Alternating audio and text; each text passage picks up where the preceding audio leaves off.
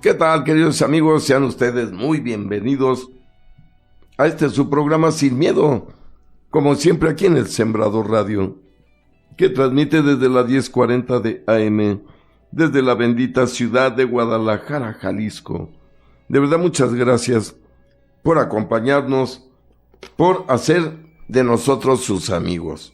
Soy Jaime Antonio Hernández Orozco, y como siempre, de verdad les agradezco a nombre de todos los que trabajan en el Sembrador, por todo lo que hacen por nosotros, que es mucho. Bueno, yo diría que es todo.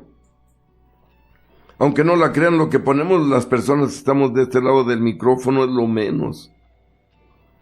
Quien pone la mayor parte para que exista el Sembrador, para que funcione, son ustedes. Todos los sembradores que llevan su semillita y que la entregan para que este bendito ministerio funcione, eso es el motor que nos mueve. De verdad, muchas gracias, de todo corazón. Y podría decirles a nombre de la Virgen María y de nuestro Señor Jesucristo, gracias por su apoyo. Pero, queridos amigos, tenemos que continuar con la lectura de la Biblia. Recuerden que estamos leyendo en estos momentos el segundo libro del profeta Samuel, que nos relata ni más ni menos que la historia del rey David, que vemos cómo llega al trono después de muchas dificultades, después de muchos combates, después de muchas afrentas. Finalmente llega al trono, lo primero que hace es conquistar la ciudad de Jerusalén, como ya vimos. Segundo acto que realiza el rey David es llevar el arca de la alianza allí, a Jerusalén, que todavía no existe un templo, y David manda a construir una gran carpa para poner ahí el arca de la alianza, que como ya vimos es la presencia de Dios. Vemos cómo un hombre llamado Usa se atrevió a tocarla y pereció, murió por atreverse a tocar. Recuerden que el arca de la alianza era la presencia de Dios mismo en persona. Como lo es hoy en día, amigos, la Eucaristía consagrada. Cuando entramos a un templo y vemos una lucecita roja, nos indica que ahí está Dios presente, Él mismo, en carne y sangre. Era lo mismo en el Antiguo Testamento, donde estaba el arca de la alianza, ahí estaba Dios presente, literal. Y podríamos decirlo físicamente. Pero se lleva David el arca de la alianza y todo el pueblo lo celebra. Y entonces Dios envía al profeta Natán a decirle a David que tendrá que construir un templo, que el arca de la alianza no puede permanecer en una tienda. Y ahí nos quedamos, amigos. Voy a continuar la lectura en el capítulo 7, versículo 18 de este segundo libro de Samuel. Y nos va a hablar de la oración de David. Dice la palabra de Dios: el rey David entró, se puso ante Yahvé y dijo: ¿quién soy yo, Señor Yahvé? ¿Y qué mi casa, para que me hayas traído hasta aquí? Y aún esto te parece poco, Señor Yahvé, pues incluso hablas de la casa de tu siervo respecto a un futuro lejano. Y esta es la ley del hombre, Señor Yahvé. ¿Qué más podrá David añadir a estas palabras? Tú me conoces bien, Señor Yahvé. Has realizado todas estas grandes cosas según tu palabra y tu designio para dárselo a conocer a tu siervo. Miren qué frase de David que es en realidad clave para la relación que hubo entre el rey David y Dios, que debe ser la relación sugerida para cada uno de nosotros, de nuestra relación íntima y personal de cada uno con Dios. Y vemos aquí cómo el rey David echa mano de su experiencia de oración y deja claro que está en comunión constante con Dios nuestro Señor. Porque miren cómo le dice: tú conoces lo que hay en mi corazón. Miren, esto no lo puede afirmar alguien que no está en contacto con Dios permanente, ininterrumpido. Por lo que esta simple frase nos demuestra el estado interior de David con respecto a Dios. Cuando le dice, tú sabes lo que hay en mi corazón, Señor. No necesito decírtelo. Tú sabes lo que hay en mi mente. Tú sabes que te amo. Insisto, miren, esta relación que manifiesta David es muy bonita porque nos puede servir a nosotros. Y miren, le sigue diciendo, voy a continuar en el versículo 20. Señor Yahvé, ¿qué más podrá David añadir a estas palabras? Tú me conoces bien, Señor Yahvé. Has realizado todas estas grandes cosas según tu palabra y tu designio, para dárselo a conocer a tu siervo. Por eso eres grande, Señor Yahvé. Nadie hay como tú.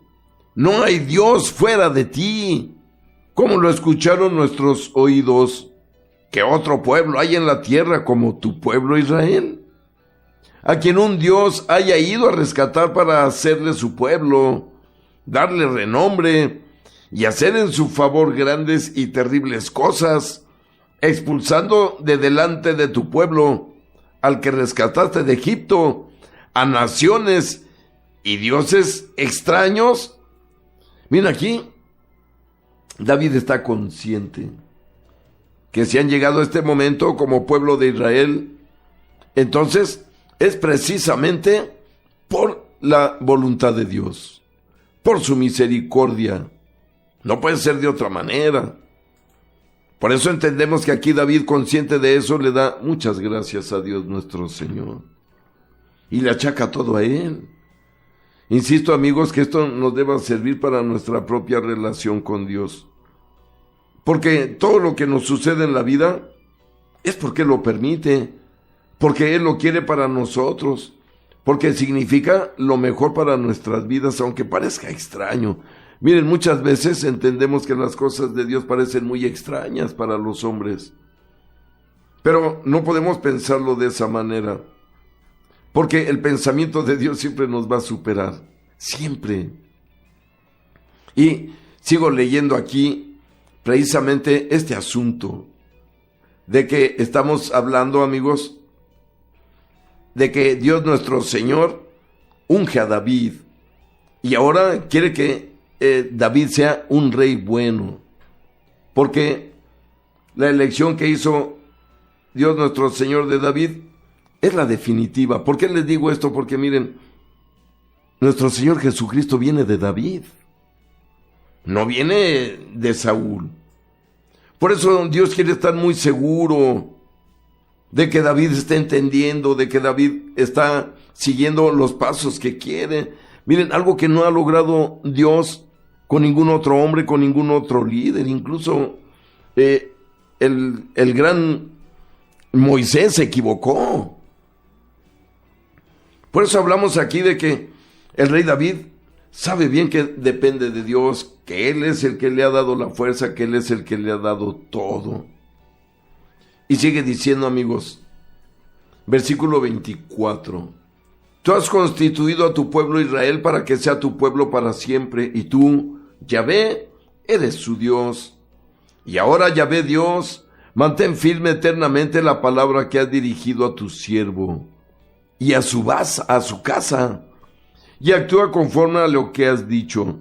Que tu nombre sea por siempre engrandecido, que se diga que Yahvé Sebaot es Dios de Israel, y que la casa de tu siervo David subsista en tu presencia. Miren, aquí estamos ya sintiendo los salmos.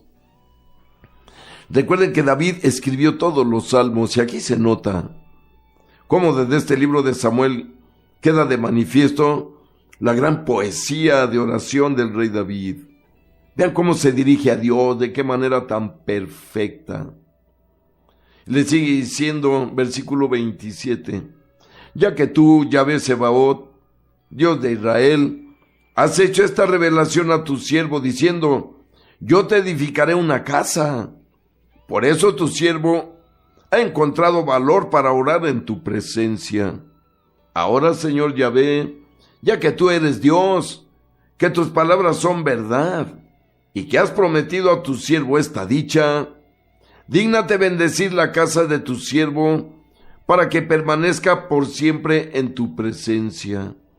Pues tú, Señor Yahvé, has hablado, y con tu bendición la casa de tu siervo será eternamente bendita. Después de esto, batió David a los filisteos y los humilló. Arrebató David el poder a los filisteos de Gad y todas sus dependencias.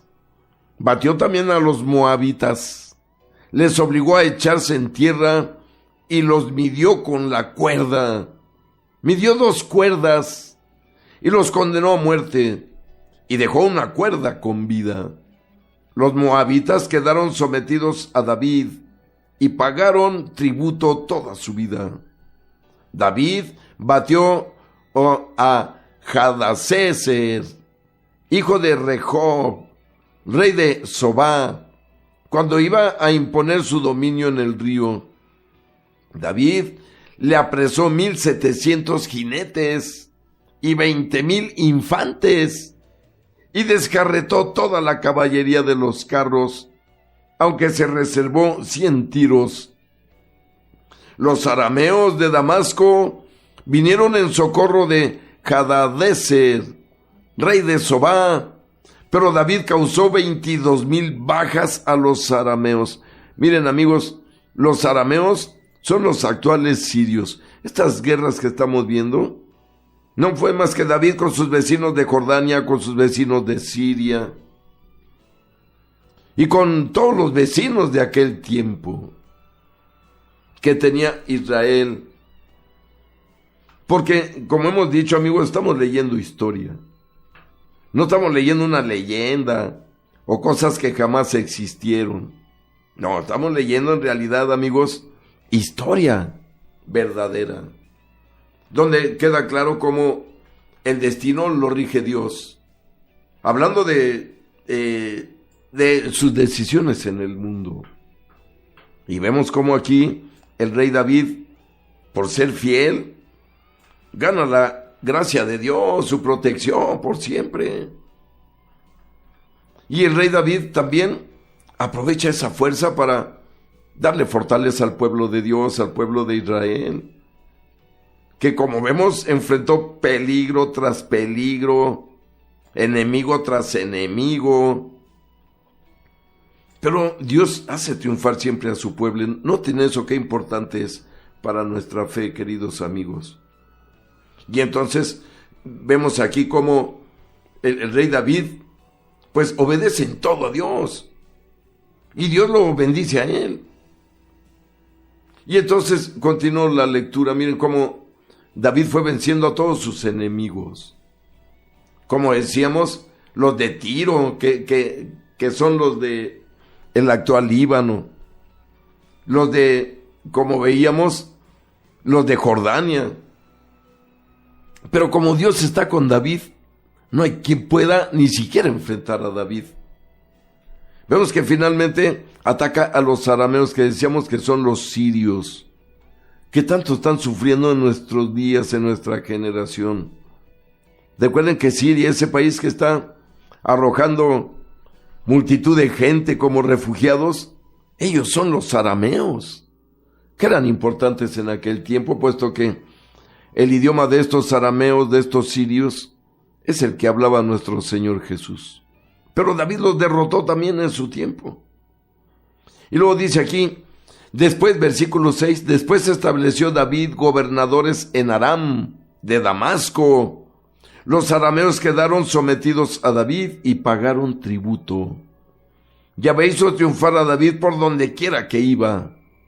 Tomó David los escudos de oro que llevaban los servidores de Hadadezer y los llevó a Jerusalén. El rey tomó una gran cantidad de bronce de Tabaj y de Berotai, ciudades de Hadadezer. Cuando Tou, rey de Hamat, supo que David había derrotado a todas las fuerzas de Hadadezer, envió a su hijo Jorán al rey David para saludarle y felicitarle por haber atacado y vencido a Hadadezer, ya que Tou estaba en guerra con Hadadezer. Traía Hadorán vasos de plata, oro y bronce.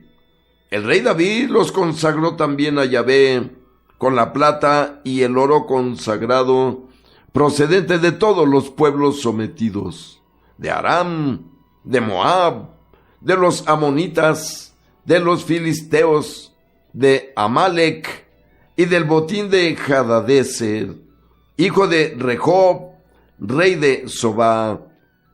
David se hizo famoso cuando volvió de su victoria sobre los arameos. En el valle de la Sal, en número de 18,000. David estableció gobernadores en Edom. En todo Edom puso gobernadores, y todos los edomitas le quedaron sometidos. Y Yahvé hizo triunfar a David donde quiera que iba. Miren lo que es el amor de Dios, la misericordia de Dios con los que Él ama. Nadie los para. Recordemos que David fue el primer rey de Israel que tuvo bajo su dominio a todos los vecinos, a todos.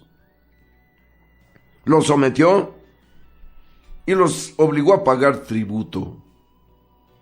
Porque miren lo que dice aquí, Dios estaba con él.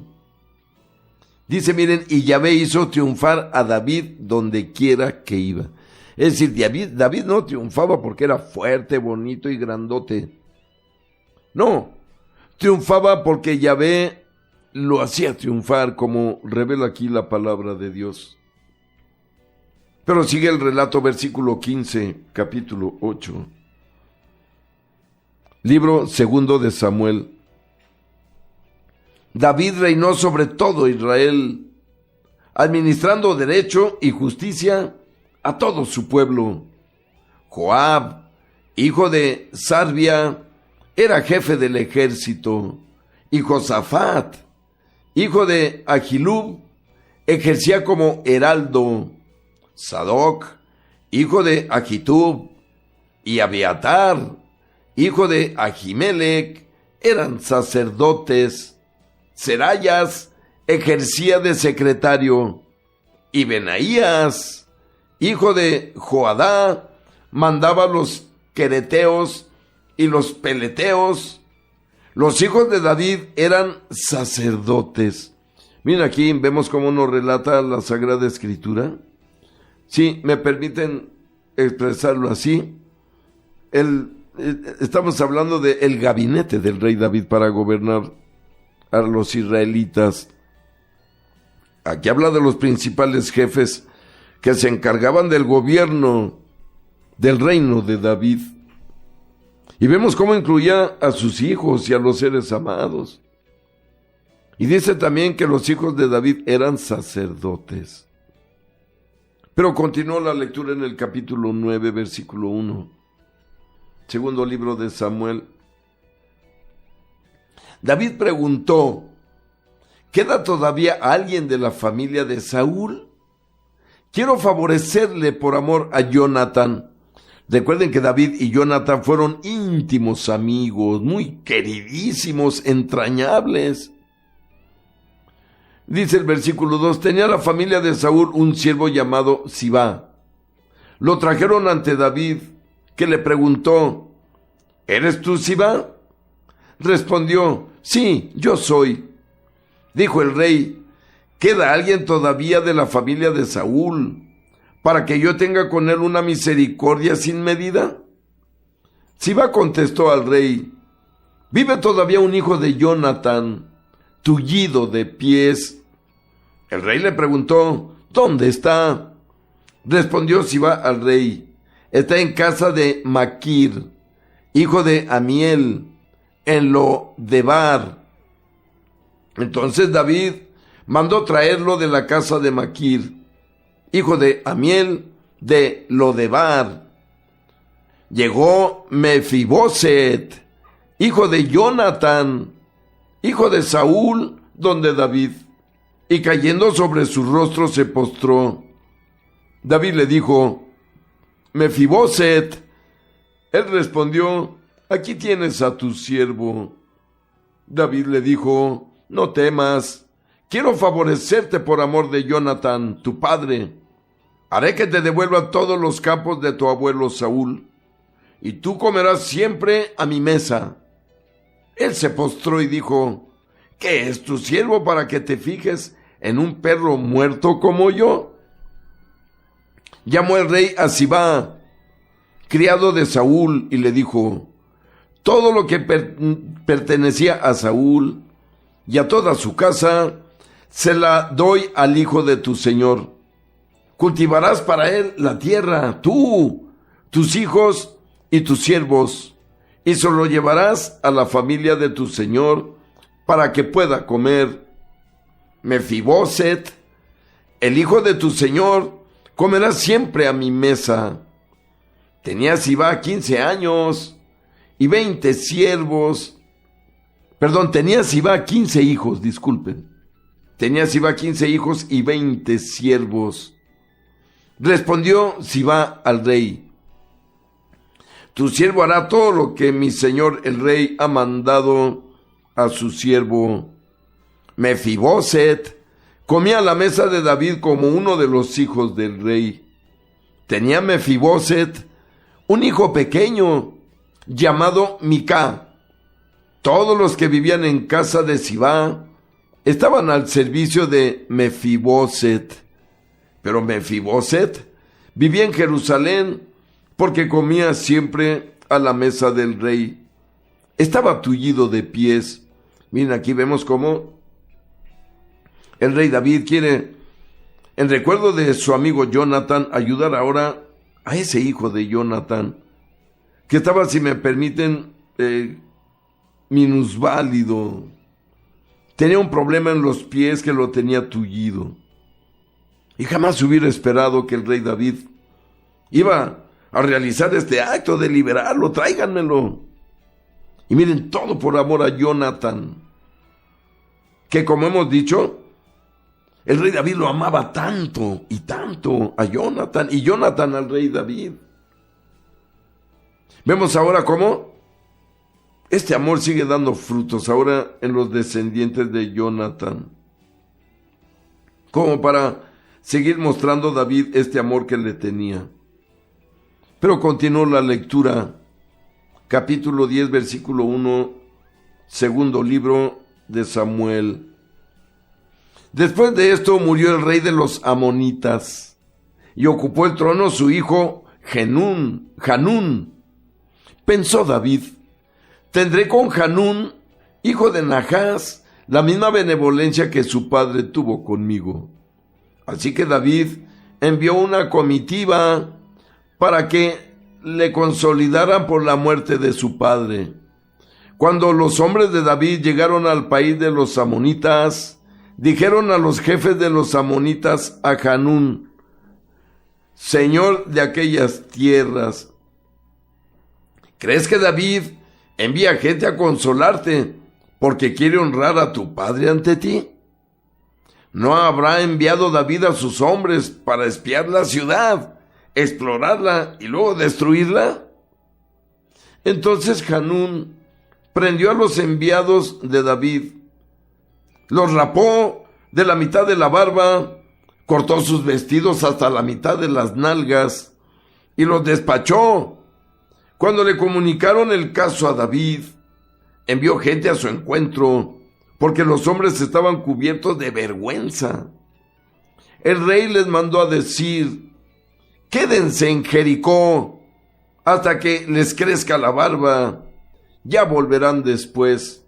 Y aquí vemos cómo en realidad hay una afrenta de por medio, amigos. El rey David lo recibe así, como una ofrenda, como una burla. No tanto a aquellos hombres, sino a él mismo. Y sigue diciendo el versículo 6 del capítulo 10, segundo libro de Samuel. Cuando los amonitas advirtieron que se había hecho odioso a David, contrataron a sueldo a 20,000 infantes arameos de Bet-Rehob y Sobá, a 1000 hombres del rey de Maacá y a 12,000 del rey de Tob. Cuando David se enteró, envió a Joab con toda la tropa, los valientes. Salieron a compañía los amonitas y se ordenaron en batalla a la entrada de la puerta, mientras que los arameos de Sobá y de Rehob y los hombres de Tob y de Maacá estaban aparte en el campo. Al ver Joab que tenía un frente de combate por delante y otro por detrás, escogió a los mejores de Israel y los situó en la línea contra los arameos. Puso el resto del ejército al mando de su hermano Abisai y le ordenó en batalla frente a los amonitas. Y le dijo: si los arameos me dominan, ven en mi ayuda. Si los amonitas te dominan a ti, vendré en tu socorro. Ten fortaleza, esforcémonos por nuestro pueblo y por las ciudades de nuestro Dios, y que Yahvé haga lo que le parezca bien. Entonces avanzó Joab con su ejército para luchar contra los arameos, que huyeron ante él. Cuando los amonitas vieron que los arameos emprendieron la fuga, huyeron también ellos ante Abisai y entraron en la ciudad. Joab se alejó de los amonitas y entró en Jerusalén. Miren qué relato tan interesante de cómo Dios va perfilando al rey David para llegar a un momento histórico de tranquilidad, de paz y de estabilidad. Pero, queridos amigos, tenemos que ir a un breve corte, puesto que los cortes del sembrador para identificarse son inevitables. Pero no le cambien, volvemos, los espero.